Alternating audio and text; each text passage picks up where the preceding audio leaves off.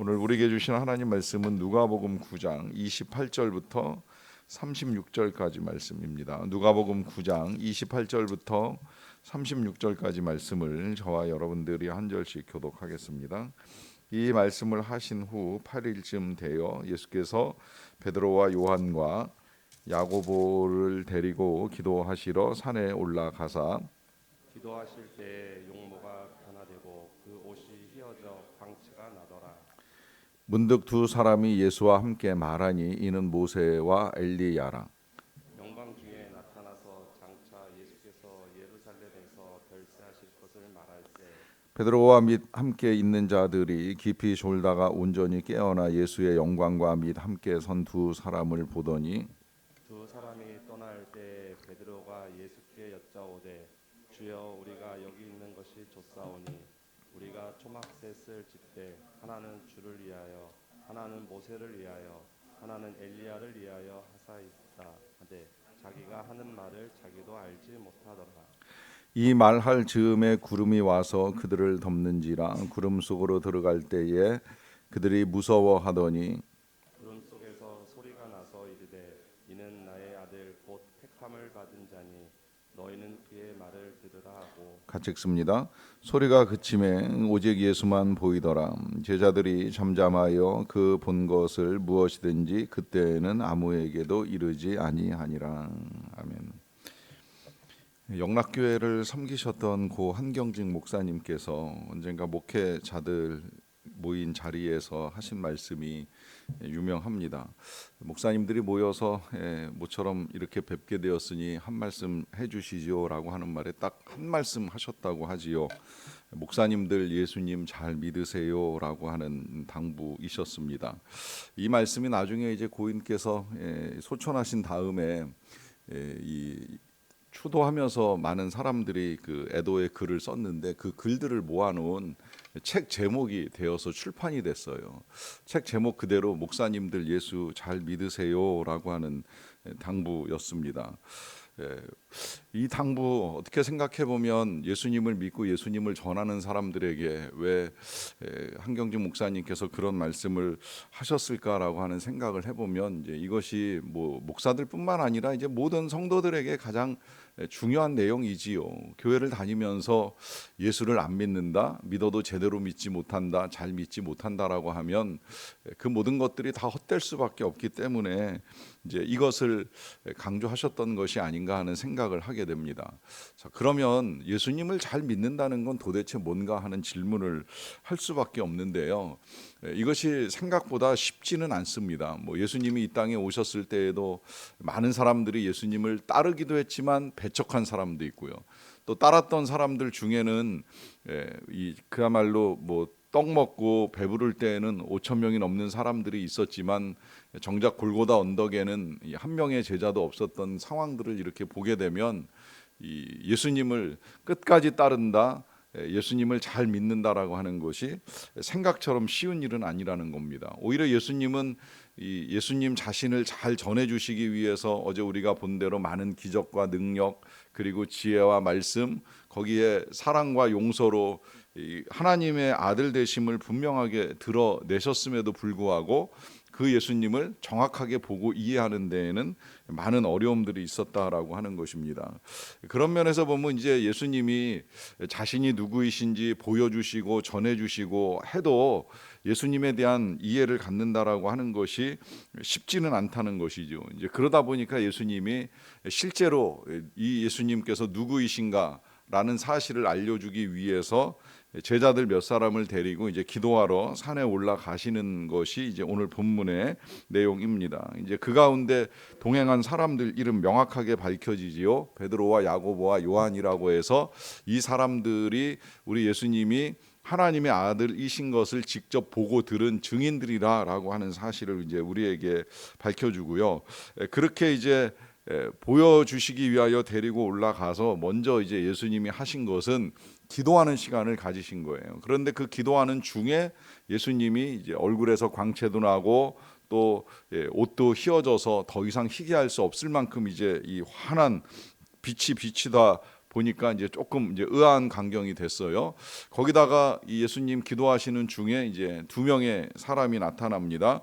그분들은 이제 모세와 엘리야라고 이렇게 이제 우리에게 소개가 되고 있는데, 모세와 엘리야는 구약 성경의 이제 대표적인 인물이라고 하는 거 뭐 다 잘 아실 거예요. 특히 신약 성경에 와서 이 성경을 기록한 사람들이 구약을 일컬을 때에 그걸 구약이라고 표현조차도 못했어요. 왜냐하면 신약이 만들어질 거라고 하는 생각은 전혀 못한 상태에서 이제 복음서를 쓰거나 서신서를 보내거나 했기 때문에 이 구약이라고 표현도 못하고 그냥 이제 모세와 선지자다라고 하는 책 이름으로 이 구약 성경을 이제 일컬었는데, 이 모세와 선지자를 일컫는 이유가 뭐냐면, 모세는 모세 오경을 우리에게 남겨주었고 선지자는 예언서를 우리에게 남겨주었습니다. 그 가운데서 이제 처음 예언자로, 물론 처음은 아니지만 이제 가장 먼저 이 하나님의 뜻을 전한 선지자로 우리에게 잘 알려진 사람이 엘리야이기 때문에 모세와 엘리야가 나타났다라고 하는 이 사실은 구약에서 오랜 세월 동안 예언되고 알려진 분이 바로 하나님의 아들 예수 그리스도라는 사실을 밝혀 주시는 거죠. 뭐 이 사실까지는 제자들이 몰랐다 할지라도 일단 그들이 구약의 내용을 어느 정도 알고 있는 상태에서 모세와 엘리야가 나타나셨다라고 하면 이거 굉장히 이제 특별한 일이 되기 때문에 이 사실을 이제 보는 것 자체로도 그들에게 있어서는 큰 감격과 영광이 될 수밖에 없는데, 놀랍게도 이 두 분이 나타나셔가지고 하셨던 내용, 전해주셨던 내용은 우리 예수님께서 별세하실 것을 이제 말씀하신 것입니다. 이것은 우리 예수님께서 이 땅에 오신 것이 죽음을 당하기 위하여 오셨다라고 하는 것이 분명하고요. 그 죽음을 당하기 위하여 이 땅에 오신 하나님의 아들이라는 사실을 먼저 밝히심으로 인하여 우리 예수 그리스도의 죽음이 우연한 죽음이나 정치적 사고나 우발적인 사건이 아니었다라고 하는 사실을 우리에게 분명하게 알게 해줍니다. 문제는 이제 이런 상황을 접하게 된 제자들의 반응인데요.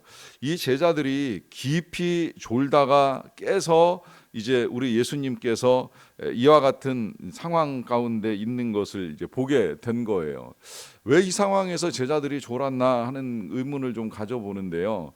아마도 이 산이 절대 이제 낮았던 산은 아닐 것이라고 생각이 되고요.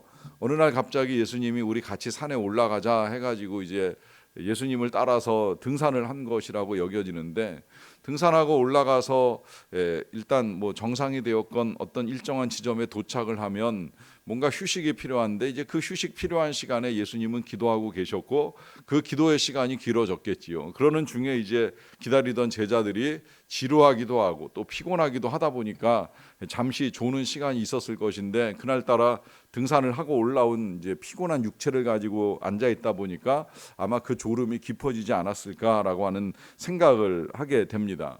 그러는 중에 이제 갑자기 모세와 엘리야도 나타나고 예수님의 영광이 나타나다 보니까 그들은 굉장히 이제 감격스러운 순간이 된 거예요.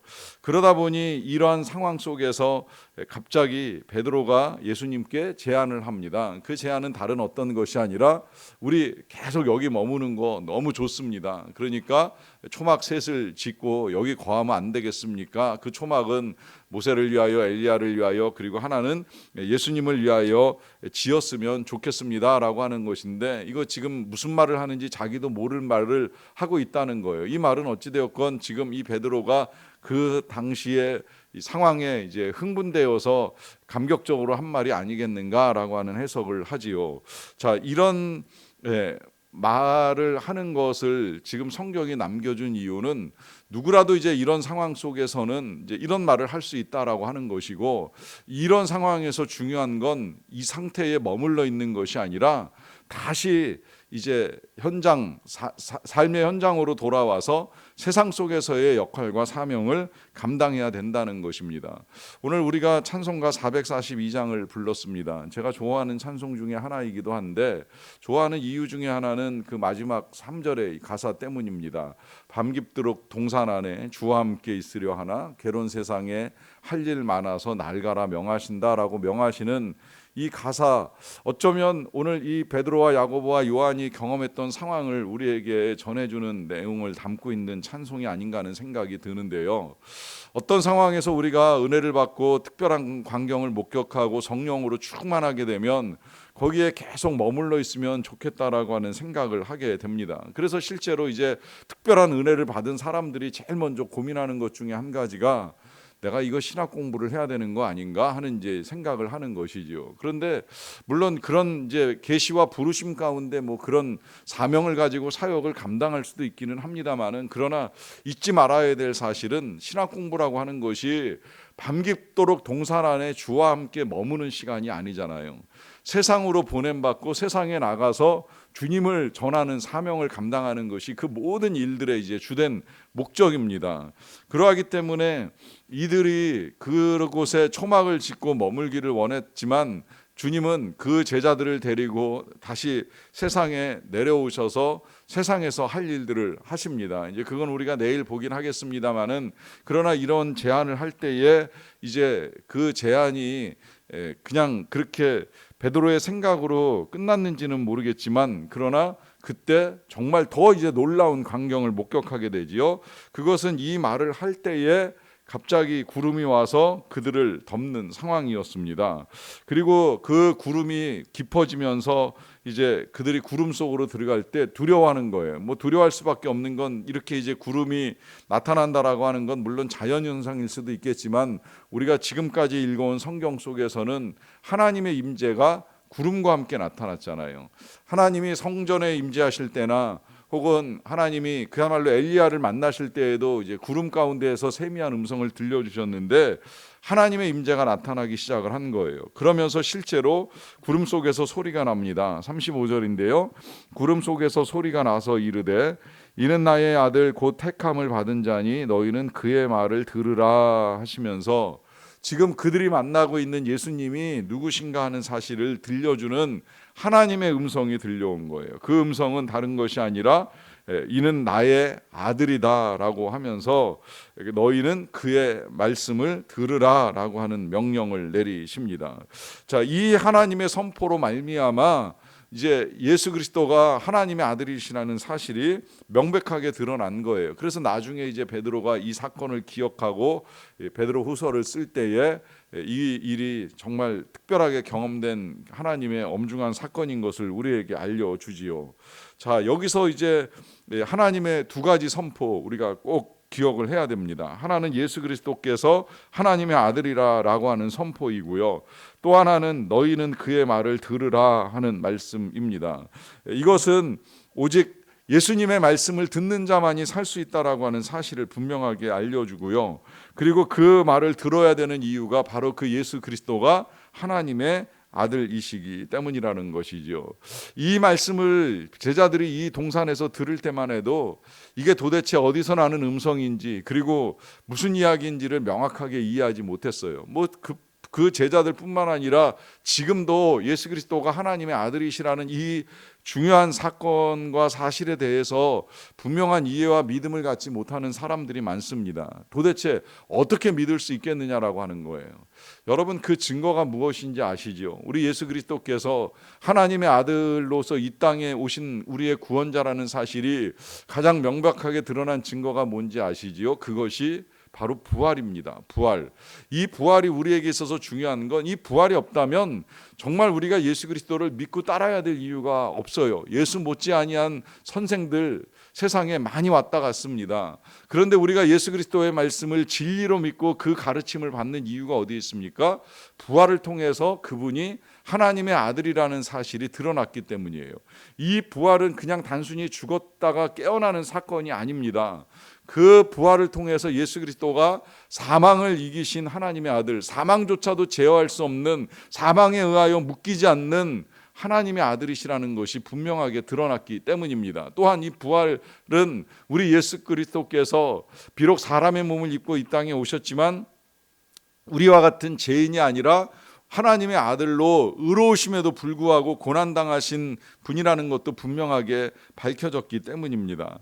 그러하기 때문에 우리는 예수님을 신뢰할 수 있는 거예요. 부활하신 예수님을 믿을 수가 있는 거예요.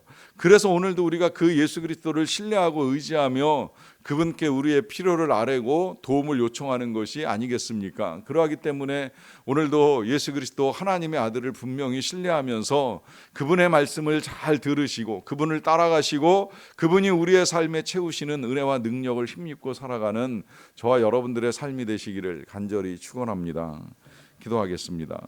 아버지 하나님 감사합니다. 정말 그 사랑 그 은혜 진심으로 감사를 드리옵나이다. 우리를 위하여 독생자 하나밖에 없는 하나님의 아들 예수 그리스도를 우리에게 보내어 주셔서 진심으로 감사드리옵나이다. 하나님, 우리가 정말 예수님을 잘 믿기 원합니다.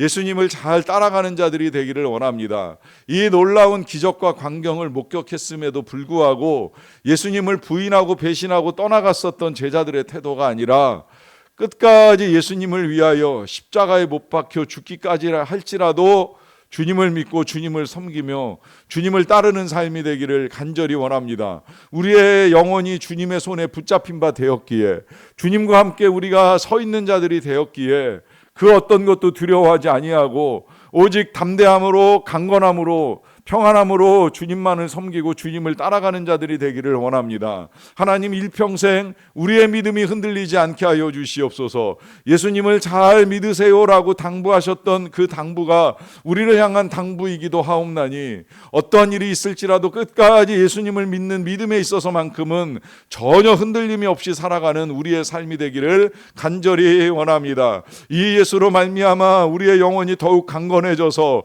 아무것도 없는 자 같으나 모든 것을 가진 자요, 가난한 자 같으나 부유한 자요, 죽은 자 같으나 살아있는 자요라고 하는 소리를 들을 수 있는 그리스도인의 삶을 사는 우리 모두가 되게 하여 주시옵소서. 그렇게 먼저 하나님의 나라와 의를 구할 때에 우리의 삶에 필요한 것들을 더하시겠다고 약속하여 주셨사오니 하나님 헤아리시는 대로 건강이든 재물이든 그 어떤 것이든 특별히 우리 사랑하는 자녀들의 삶에 있어서 방향이든 지혜이든 능력이든 그 모든 것들을 은혜 가운데 채워주시고 허락해 주시기를 간절히 원합니다. 다시 시작되는 한 주간도 주님과 함께 이 괴로운 세상에서 힘차게 달려나가는 우리의 삶이 되게 하여 주시옵소서. 오늘도 선교사님들을 붙들어 주시고 이 나라에 드리워진 여러 가지 어려움들이 하나님의 은혜 가운데 잘 극복되는 역사를 이루어가게 하여 주시옵소서. 감사와 영광을 올려드리며 예수님의 이름으로 기도하옵나이다. 아멘.